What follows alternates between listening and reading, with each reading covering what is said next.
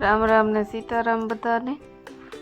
તો આપણે આજે આવી ગયા છીએ આપણી ગૌશાળાએ, વાવકાવ વૈદિક ગૌશાળાએ।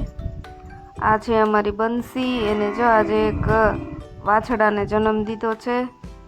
એનું નામ છે ઓમ। જો કેવો રૂપારો છે। ઓમ ખાલી અડધા દિવસનો જ છે પણ બહુ હેલ્ધી આવ્યો છે જુઓ।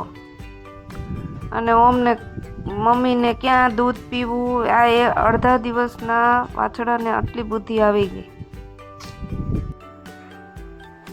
આ છે અમારી ડોલર। અમે બધી ગાયોના નામ પાડેલા છે અલગ અલગ।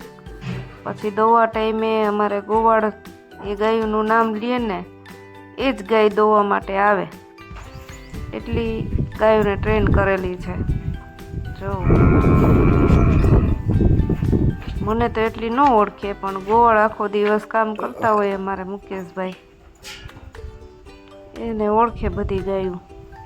અમુક બેસી ગઈ છે, ઓગાડે છે, અમુકને ભૂખ લાગી છે તો ખાય છે મારી જેમ ખાધો કડી।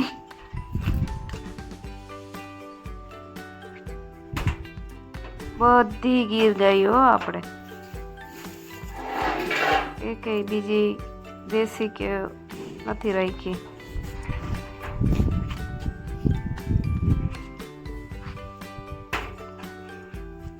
આજ બધા ઘણા સમયથી કહો છો કે તમારી ગૌશાળાને વિઝિટ કરાવો, એટલે જો આજે મને થયું કે લાવ આ ટાઈમ છે ને તો બધાને બતાવું આપણી ગૌશાળા। જો એક પછી એક આવવા માંડી છે કે આ કોણ આવ્યું નવું। ખરેખર મિત્રો, ગૌશાળા એ આપણે આવીએ ને એટલે ઓટોમેટિક પોઝિટિવિટી આવી જાય। શાસ્ત્રોમાં ને એમાં મેં સાંભળેલું હતું કે ત્યાં ગાયોની આજુબાજુ તમે રહ્યો ને તો તમારામાં એક અલગ પોઝિટિવિટી આવે। હા, એ સાચી વાત છે। હવે જો આ આપણે છે ને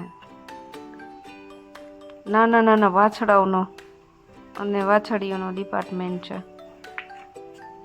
જો આ અમારો રુદ્ર સૌથી નટખટ ને અમારા બધાનો લાડકો કયો તો ચાલે।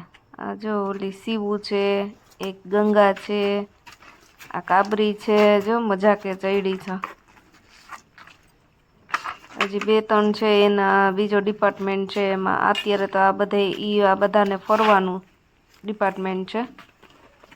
ગાયોને ફરવાનો ડિપાર્ટમેન્ટ, ગાયોને રહેવાનો ડિપાર્ટમેન્ટ, બધા અલગ અલગ સિસ્ટમથી આપણે બનાવેલી છે।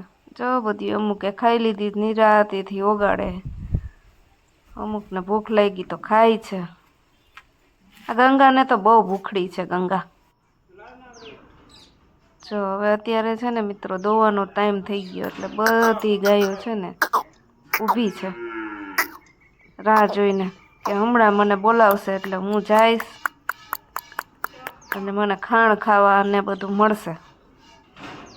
સાંજે આપણે ગાય દોઈ ને એટલે બધી દોઈ એને દઈએ ખાણ, અને જે ન દેવા દેતી હોય એને દઈએ, એવું નહીં કે આપણે બધી સરખી।